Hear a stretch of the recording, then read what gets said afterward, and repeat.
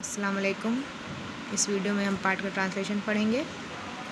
हाथी और दर्जी, an elephant and a tailor, यानी कि हाथी और दर्जी। एक बार एक हाथी था, वह स्नान के लिए प्रतिदिन नदी पर जाया करता था। एक बार क्या था? एक बार एक हाथी था, वह स्नान के लिए, स्नान मतलब नहाने के लिए, प्रतिदिन मतलब यानी कि रोज़, वो स्नान के लिए यानी कि नहाने के लिए रोज़ कहाँ जाता था? एक हाथी था, वो कहाँ जाता था? नदी पर जाया करता था। उसी रास्ते में एक दर्जी की दुकान थी। हाथी जब स्नान के लिए यानी कि नहाने के लिए नदी पर जाता था तो उस रास्ते के बीच में क्या पड़ता था? एक दर्जी की दुकान थी।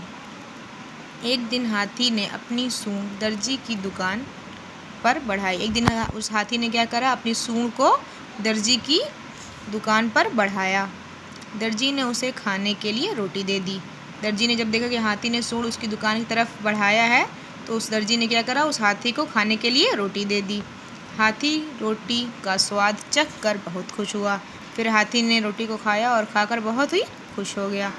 तब से हाथी प्रतिदिन दर्जी की दुकान पर खड़ा हो जाता।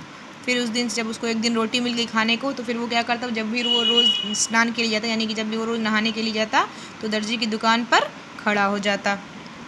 जब भी हाथी अपनी सूंड दुकान की ओर करता, उसे खाने के लिए कुछ ना कुछ अवश्य देता। जब भी यानी कि रोज़ जब हाथी जो था जब भी अपनी सूंड दर्जी की दुकान में देता, यानी कि दर्जी की दुकान के अंदर देता, तो क्या करता था? वो दर्जी क्या करता? दर्जी रोज़ कुछ ना कुछ खाने के लिए अवश्य यानी कि ज़रूर देता था, कुछ ना कुछ उसको ज़रूर देता था।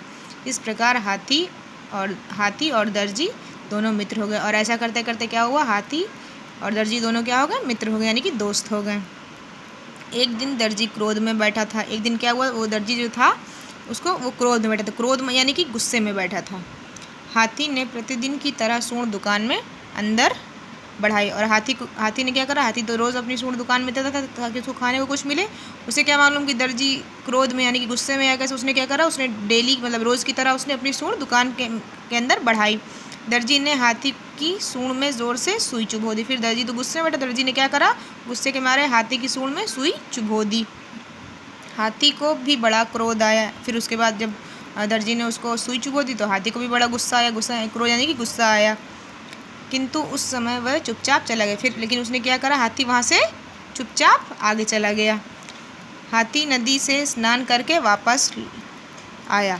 हाथी फिर क्या करा? वहाँ से तो चुपचाप चला गया, फिर अपना स्नान करने गया, नहाने गया, वहाँ से वापस आया। लौटते समय वह अपनी सूंड में बहुत सी कीचड़ भर कर ले आया। और लौटते समय उसने क्या करा? हाथी लोग क्या करते हैं? अपनी सूंड में पानी या कीचड़ भर लेते, तो उसने वापसी में क्या करा? वो अपनी सूंड में बहुत सारा कीचड़ भर कर ले आया। रास्ते में दर्जी की दुकान पर आते ही सारा कीचड़ उसके नए कपड़ों पर डाल दिया। और फिर वापसी में जब वो नहा कर वापस आ रहा था तो उसने क्या करता? अपनी सूंड में बहुत सारा कीचड़ भर लिया था। तो जैसे ही रास्ते में वापसी में उसकी दर्जी की दुकान आई तो उसने क्या करा? उसने सारा कीचड़ क्या करा? जो उसने अपनी नाक में भरा हुआ था, सूंड में भरा हुआ था, उसने सारा कीचड़ क्या करा? उसके दर्जी के नए कपड़ों पर सारा कीचड़ उसने डाल दिया। दर्जी के सारे कपड़े ख़राब हो गए और इस तरह से दर्जी के सारे जो नए कपड़े थे वो सारे वो ख़राब हो गए।